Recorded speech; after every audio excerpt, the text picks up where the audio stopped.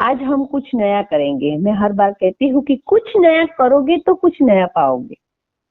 इस बार हम विक्रम बेताल की स्टोरी सुनेंगे। आज तक हम हमारी मातृभाषा गुजराती में रीडिंग करते आए।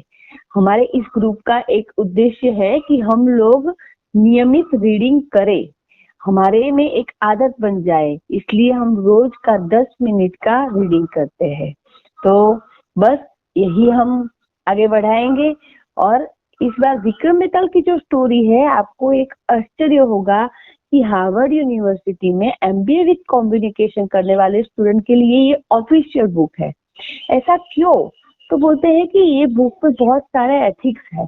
हमें अपने हिसाब से न्याय लिखना है। हम कुछ भी लिख सकते हैं, जैसे कि उस व्यक्ति ने ये नहीं किया होता तो ये सिचुएशन ही खड़ी नहीं होती, यहाँ इसकी यहाँ गलती है। सब कुछ हम अपने हिसाब से लिखेंगे। सिर्फ मन की कसरत पे हमारा ध्यान होना चाहिए। मन की कसरत के लिए ही हम ये रीडिंग करते हैं और इसमें ऐसे मोरल लिखते हैं, न्याय लिखते हैं। आज 27वां दिन है, हम बेताल पचीसी पढ़ रहे हैं। कल हमारा प्रश्न था कि अनंत मंजरी, उसका प्रेमी कमलाकर और उसका पति चुन्नी दत्त, तीनों के त्याग में से किसका त्याग सबसे बड़ा है? अब विक्रम बेताल को अपनी न्याय की बारे में सुनाते हैं। निसंदेह चुन्नी दत्त का त्याग सबसे बड़ा है, क्योंकि उसे पता ही था कि उसकी पत्नी ने उसके लिए नहीं बल्कि अपने प्रेमी के लिए त्याग किया है। और कमलाकर ने तो एक विवाहित स्त्री के वियोग में त्याग किया, जो कि पाप था। चुन्नी दत्त ने तो अपनी पत्नी की बेवफाई के बावजूद भी उसके लिए त्याग कर दिया, अतः उसी का त्याग बड़ा माना जाएगा। अब कल की कहानी में बोले कि चलो भाई, इतना ही था तो भाई जाना ही नहीं था व्यापार के लिए, कम पैसों में चला लेते, फायदा नहीं होता तो क्या है। कोई बात नहीं, आगे आगे देखते हैं। वही होता है, बेताल तुम सच भूल गए, तुम निश्चिंत ही न्यायप्रिय राजा हो। फिर से बेताल चले जाते हैं वो झाड़ पे, फिर से विक्रम उन्हें लाते हैं, फिर वापिस आ रहे हैं उसी तरह उसी शर्त रख के कि यदि तुमने जवाब दिया तो मैं तुम्हारे केस से आजाद हो जाऊंगा, और तुमने जवाब नहीं दिया तो मैं तुम्हारा सिर चूर चूर हो जाएगा। वही शर्त रख के नई कहानी शुरू कर रहे हैं। तो प्राचीन काल में श्री विशाल नामक एक ब्राह्मण के 4 पुत्र थे।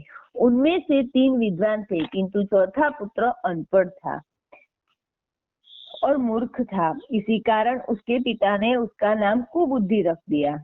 एक दिन उन 4 भाइयों ने यह फैसला किया कि किसी दूसरे नगर में जाकर आजीविका का उपाय करना चाहिए। अतः अपने पिता से आशीर्वाद लेकर चारों चल दिए।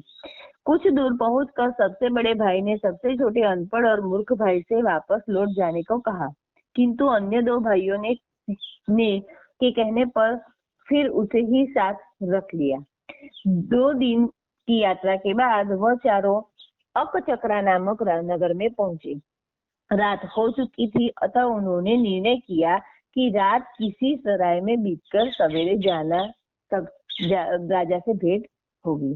सवेरे चारों राज्य दरबार में पहुंचे और राजा को प्रणाम किया। उन्होंने राजा को अपना परिचय देकर उपस्थित होने का कारण बताया। ब्राह्मण पुत्रों, तुम्हारी योग्यता क्या है? महाराज, हम लोगों ने तप साधना करके कई सिद्धियां प्राप्त की है। हम लोग किसी की भी मृतक को जीवित कर सकते हैं। क्या तुम लोगों ने कभी किसी को जीवित किया है? राजा ने पूछा। अभी तक तो नहीं किया है महाराज, किंतु हमें अपनी सिद्धि पर पूर्ण विश्वास है, बड़े भाई ने उत्तर दिया। राजा ने उन चारों को अपने राजमहल के धार्मिक कार्यों के लिए रख दिया। चारों राजमहल में रहकर समय समय पर होने पर धार्मिक अनुष्ठानों को पूरा करने लगे। राजा ने कभी कभी भी उनसे किसी को जीवित करने के लिए नहीं कहा और न ही कभी इस कार्य की जरूरत भी महसूस हुई। उन चारों को महल में रहते बहुत समय बीत चला। उन्होंने बहुत साधना भी इकट्ठा कर लिया, बहुत सा धन भी इकट्ठा कर लिया था। उनकी इच्छा हुई कि कुछ दिनों के लिए अपने नगर में जाकर माता पिता से मिलाए। उन्होंने अपनी इच्छा राजा के सामने प्रकट की। राजा ने स्वीकृति दे दी और कहा, जरूरत पड़ने पर वह उन्हें बुला लेगा। चारों प्रसन्न होकर अपने नगर की ओर चल दिए। रास्ते में उन्हें जंगल में एक मृत शेर की अस्थियां मिली।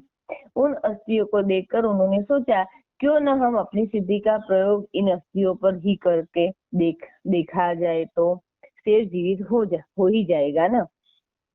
होता है या नहीं, देखते हैं। एक भाई ने उन हस्तियों को आपस में जोड़ दिया, दूसरे भाई ने उसकी खाल के बच्चे कुचे अंकुर रख दिए, तीसरे भाई ने जीवित करने का मंत्र फूंक दिया। मंत्र पूरा होते ही शेर दहाड़ मारता हुआ जीवित हो गया, उन चारों भाइयों की तरफ बढ़ने लगा। यह देखकर सबसे छोटा मूर्ख भाई चिल्लाया, भाइयों शीघ्र ही पेड़ पर चढ़ जाओ। तुरंत सभी पेड़ पर चढ़ गए। शेर पेड़ के नीचे ही बैठ गया, उन चारों के नीचे आने का इंतजार करने लगा। अब वह पछताने लगे क्योंकि व्यर्थ में ही इस शेर को जीवित करने की मुसीबत गले पे डाल दी थी। ये क्या हुआ पता है कि किसी के पास कोई शक्ति है, लेकिन शक्ति का उपयोग क्या करना है वो उन्हें नहीं पता है। यानी बिना लायकात की किसी को जो सिद्धि मिल जाती है, लागवक से सिद्धि मिल जाती है, जैसे एडमिशन मिल जाता है, लेकिन उसके परसेंटेज ही नहीं है। माँ बाप ने पैसे भर के एडमिशन तो करवा दिया, लेकिन उसकी बुद्धि ही नहीं है, तो वो कैसा डॉक्टर बनेगा। और वो बिना बुद्धि का डॉक्टर किसी को भी कुछ भी कर सकता है, उसकी वजह से कोई मर सकता है, उसकी वजह से किसी को तकलीफ हो सकती है। ऐसा ही हमारे समाज में होता चला आया है। बिना लायकात के डिग्री मिलती है। पहले के जब बात करें तो पहले क्या था, तो जो उपवन चल रहे थे वहां ऋषि मुनि खुद तय करते थे कि किस विद्यार्थी को क्या पढ़ना है, किसको क्या सिखाया जाएगा। विद्यार्थी में लायकात होनी चाहिए। और एक सबसे बड़ी जो भारतीय संस्कृति की जो स्टडी की जो थी, जो अभ्यास की थी, तो वो ये थी कि राजा हो या गरीब हो, दोनों को विद्यालय में यानी जो आश्रम में रहते थे वहां सही का दर्जा मिला था। पैसे से किसी को बांटा नहीं जाता था। जो बोलते हैं ना कि छोटे बड़े का भेद नहीं होना चाहिए, गरीब और अमीर का भेद नहीं होना चाहिए, तो वो नहीं था।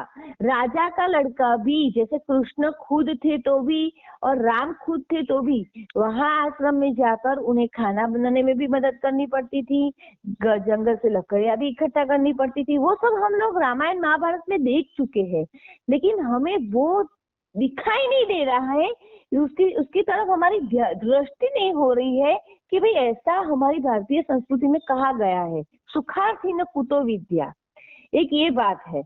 और बिना लायकात के जो किसी को दिया जाता है, कोई भी जैसे हर चीज हर किसी को नहीं सिखाई। जैसे हमारा क्या है, अभी अभ्यासक्रम सबका एक होता है, एक क्लास में जो पढ़ना है, जैसे 10वीं का है तो 10वीं में सबको वही पढ़ना है, लेकिन लायकात के अनुसार हमारे यहाँ विद्या दी जाती थी, वही एक बड़ी बात थी।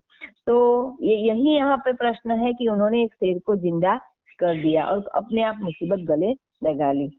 तो उधर अचानक अकचक्रा राजा को इन ब्राह्मणों की जरूरत पड़ गई। राजा की पुत्री की मृत्यु हो गई थी और उसे जीवित करने के लिए राजा ने अपने दूतों को सिपाहियों के साथ उन ब्राह्मणों को बुलाने के लिए भेजा। जब वे दूत और सिपाही जंगल से गुजरे, उन्हें भी वह शेर दिखाई दिया। उन्होंने देखा कि चारों ब्राह्मण पेड़ पर चढ़े हुए हैं और नीचे बैठा शेर इनका इंतजार कर रहा है। राजा के सिपाहियों ने उन शेर को मार डाला और उन चारों ब्राह्मणों को पेड़ से उतारकर राजा का संदेश सुनाया। चारों ब्राह्मण वहां उपस्थित हुए और राजा की आज्ञा पाकर उनकी पुत्री को जीवित कर दिया। विक्रम कथा तो समाप्त हुई, पर अब मेरा प्रश्न ध्यान से सुनो। उन ब्राह्मणों में से सबसे छोटा मूर्ख था ही, किंतु शेर के जीवित होने के बाद उसने ही सबसे अच्छी समझदारी दिखाई कि भाइयों को बचाया।